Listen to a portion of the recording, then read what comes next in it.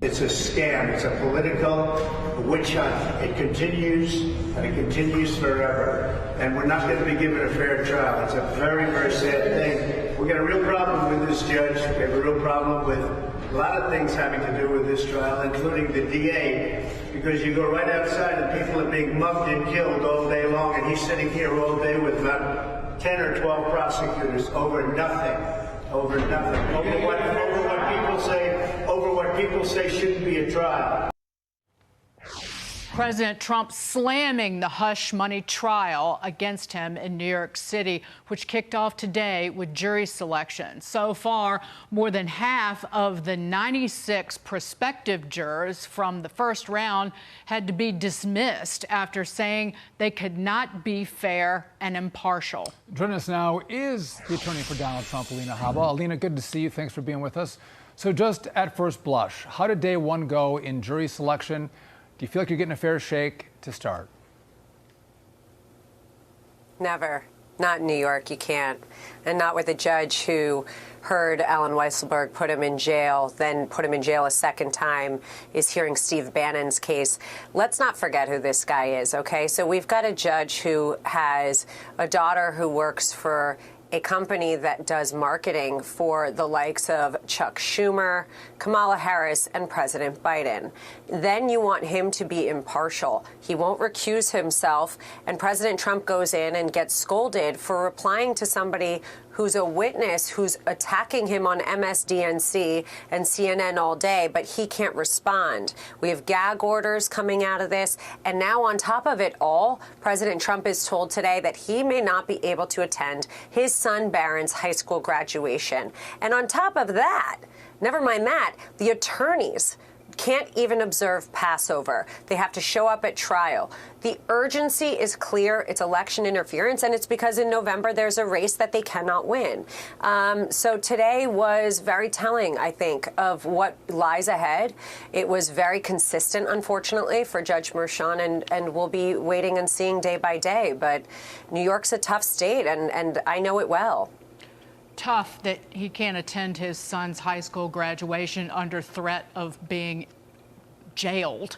But you mentioned the gag order, Alina. Former President Trump took to Truth Social this morning demanding that the judge take off the muzzle, saying this: "I want my voice back. This crooked judge has gagged me, unconstitutional!" Exclamation point.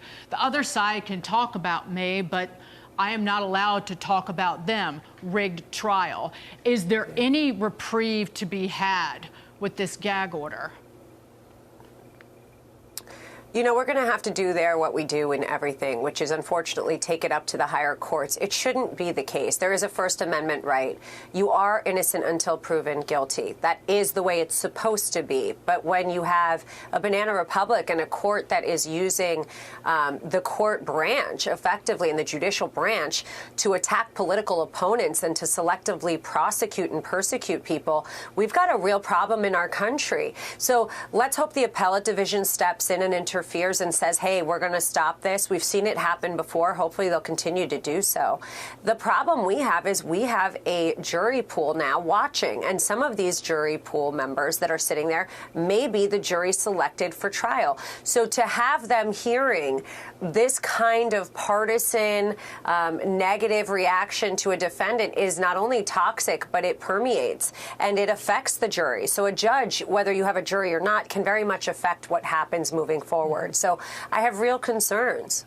And I think America has concerns. You're right on the legal side. But as we move out from the legal side, from the courtroom, which you focus on, we also have a situation where Donald Trump is going to be stuck in a courtroom for most of May, maybe even into June.